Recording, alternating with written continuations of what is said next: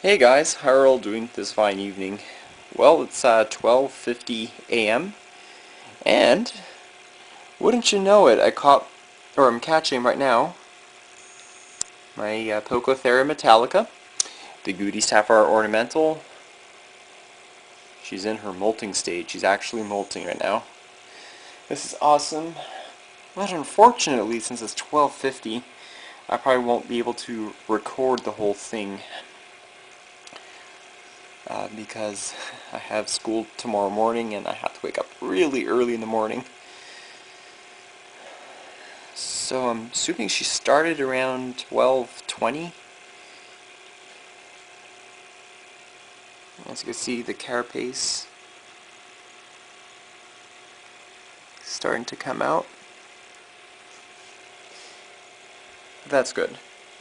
So in the meantime, I'll try to document the video as best as I can. I'm not sure if I will, but alright, now so that we have some time to kill, it's about 1 a.m. So GeckoKey246 has asked me to give my personal opinion on what I think of crossbreeding and if it's a good idea or not. So crossbreeding, if you haven't already heard what that means, it means mating two different species. So either within the same species, no, in the same genera, or two different genera altogether. Genera is genus for plural.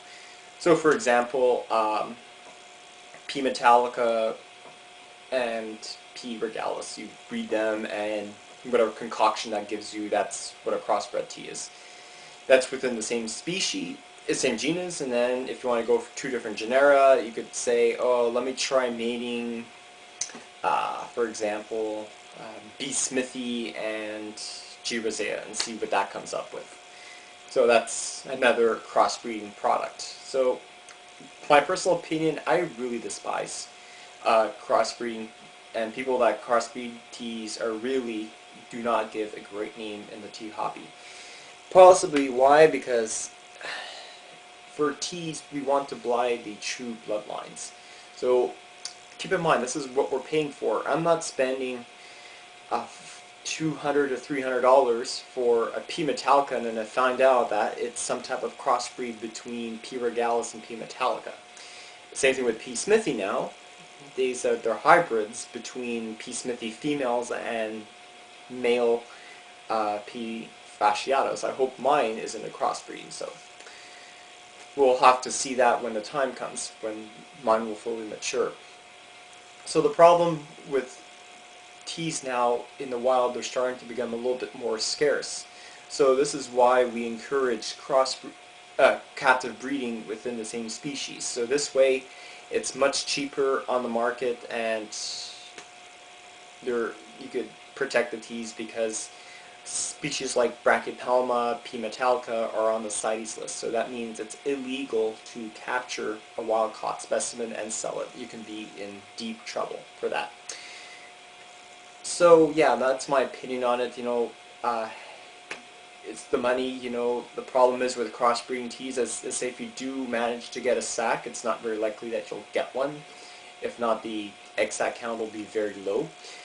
The problem is that the offspring will most likely be infertile. So if someone in the hobby wants to buy your crossbreed tree and then finds out that it's infertile, that means what's going to happen for the breeder is that it's going to be a waste in his collection because it's incapable of breeding. So that's my personal opinion on crossbreeding, and I hope you like it or not, and hopefully many people will agree with me that it's not a great way to go into the hobby, and we want to spend our money and invest it wisely on the true bloodlines, especially with Pocothera species. Like also those are coming extinct now, and it's really integral to buy and breed captive bred species within the same species and genus. There we go. Yeah, so that's my opinion on the crossbreeding. Alright, so now enough of that. Let's check out the P. metallica and see how well it's doing. So it's about like 10 minutes. Oh yeah, okay, there we go. You can see right now,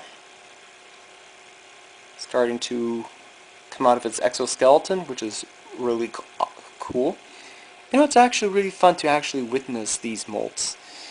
You know, for the past couple of months, I don't know if I've been sleeping or not. Well, it's also good because I have very long days of school, is that I never actually get to see one in action. It's been a while since that happened, so fortunately we're getting some action here. Yeah, look, here's Pocotheris striata, Mysore ornamental.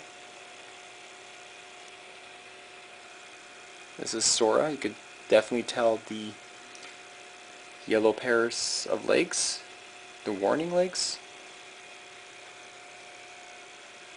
So sweet. This is actually really cool. And hopefully if I could take this out, I could probably sex it. Okay, so I'll talk again in about 10 minutes and see how well it's going. Alright, now it's 1:15 a.m. and P metallica is starting to come out now. I would assume it's about halfway done.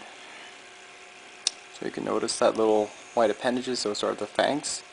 So, just how as I explained to you in the TV video, I think the molting, as they harden, you'll notice that their fangs changing color. So if you notice right now, the fangs are translucent white, you can see, and as they begin to harden their exoskeleton, they will change in color from white to a cherry red color, just as you saw in my P camera dry, and then finally to black. So I've witnessed this process. It takes around 5 or 6 days for this to happen. With slings of this size, it'll probably take as little as 3 or 4 days. That's awesome, and you can see her pushing.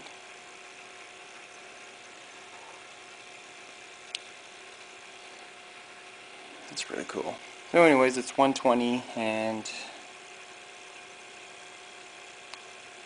about 3/4 finished.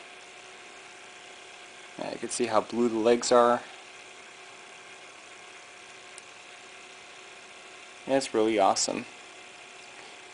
Alright guys, so I'm going to cut off the video. Going to hit the sack.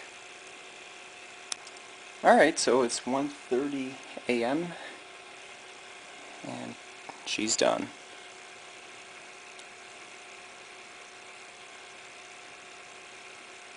Wow. So it took about an hour for a sling, well, sorry, juvie this size to actually molt. And if I just draw our attention very quickly,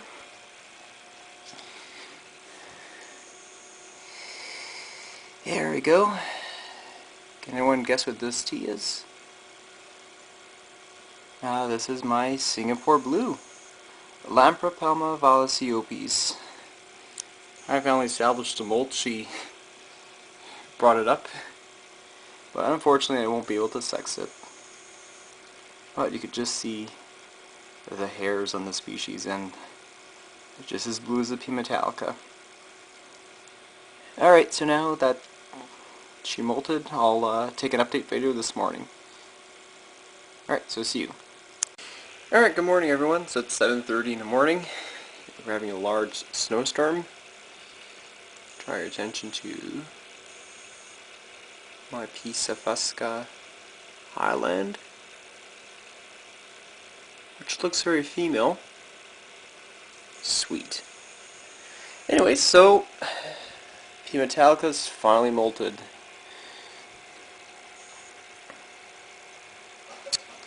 And for what I can tell, it looks like that is a female.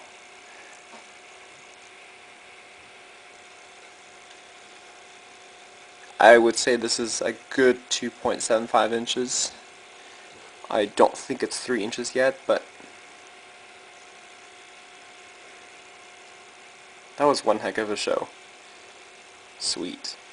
So anyways, I want to thank you for watching this video about the P metallica molt, and also on the opinion on crossbreeding.